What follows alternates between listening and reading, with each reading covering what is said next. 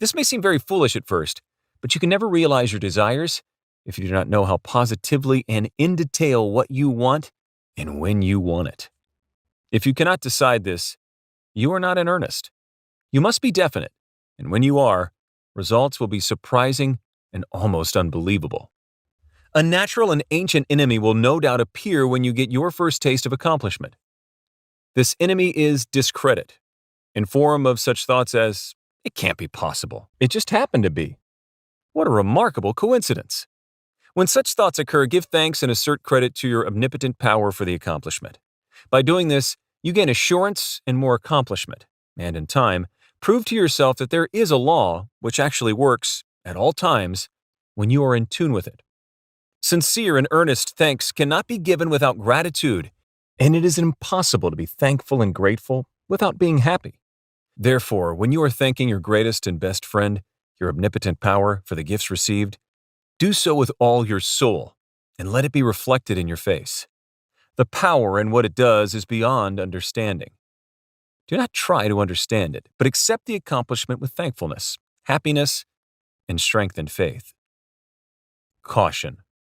It is possible to want and obtain that which will make you miserable, that which will wreck the happiness of others, that which will cause sickness and death, that which will rob you of eternal life. You can have what you want, but you must take all that goes with it. So in planning your wants, plan that which you are sure will give to you and your fellow man the greatest good here on earth, thus paving the way to that future hope beyond the pale of human understanding. This method of securing what you want applies to everything you are capable of desiring, and the scope being so great. It is suggested that your first list consist only of those things with which you are quite familiar, such as an amount of money or accomplishment, or the possession of material things. Such desires as these are more easily and quickly obtained than the discontinuance of fixed habits, the welfare of others, and the healing of mental or bodily ills. Accomplish the lesser things first, then take the next step.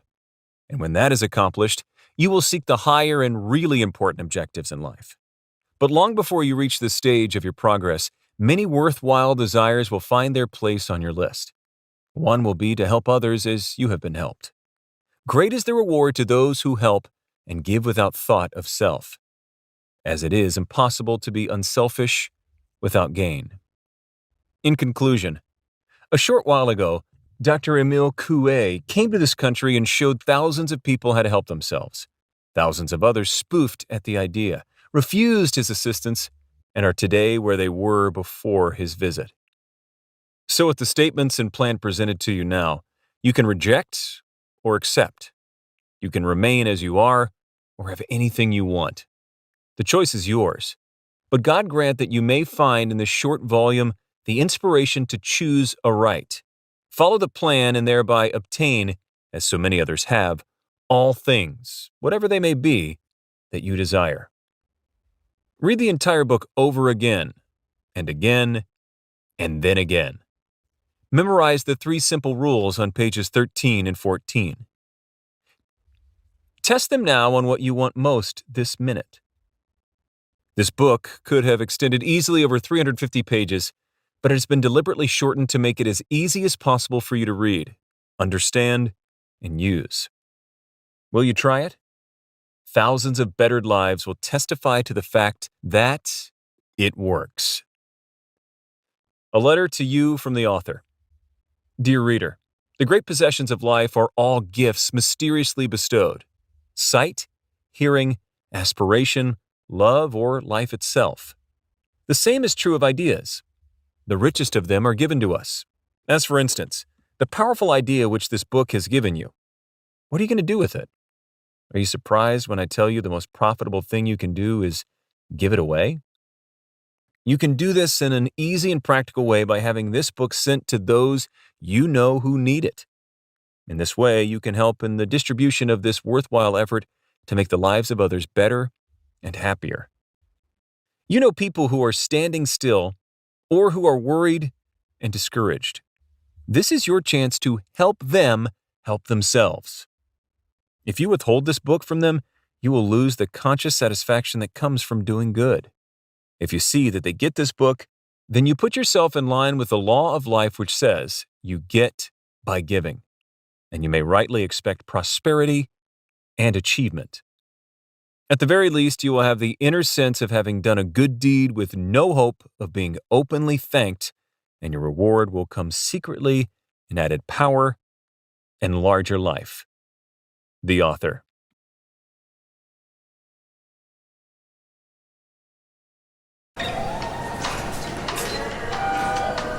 Flexible financing for dental care with Care Credit.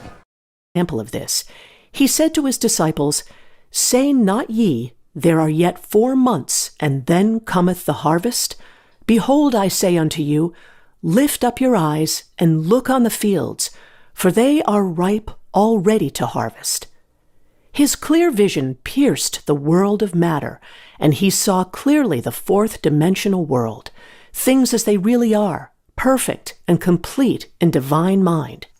So man must ever hold the vision of his journey's end and demand the manifestation of that which he has already received. It may be his perfect health, love, supply, self-expression, home, or friends. They are all finished and perfect ideas registered in divine mind, man's own superconscious mind, and must come through him, not to him. For example, a man came to me asking for treatments for success. It was imperative that he raise within a certain time $50,000 for his business. The time limit was almost up when he came to me in despair. No one wanted to invest in his enterprise, and the bank had flatly refused a loan. I replied, "I suppose you lost your temper while at the bank, therefore your power. You can control any situation if you first control yourself. Go back to the bank," I added, "and I will treat." My treatment was, "You are identified in love with the spirit of everyone connected with the bank. Let the divine idea come out of this situation." He replied, "Woman, you are talking about an impossibility. Tomorrow is Saturday. The bank closes at 12, and my train won't get me there until 10, and the time limit is up tomorrow, and anyway, they won't do it. It's too late." I replied, "God doesn't need any time and is never too late. With him, all things are possible." I added, "I don't know anything about business, but I know all about God." He replied, "It all sounds fine when I sit here listening to you, but when I go out, it's terrible." He lived in a distant city, and I did not hear from him for a week. Then came a letter. It read, "You were right. I raised the money and will never again doubt the truth of all that you told me." I saw him a few weeks later, and I said, "What happened? You evidently had plenty of time after all."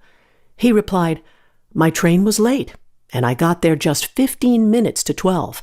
I walked into the bank quietly and said, 'I have come for the loan,' and they gave it to me without a question." It was the last 15 minutes of the time allotted to him, and Infinite Spirit was not too late. In this instance, the man could never have demonstrated alone. He needed someone to help him hold to the vision. This is what one man can do for another. Jesus Christ knew the truth of this when he said, "If two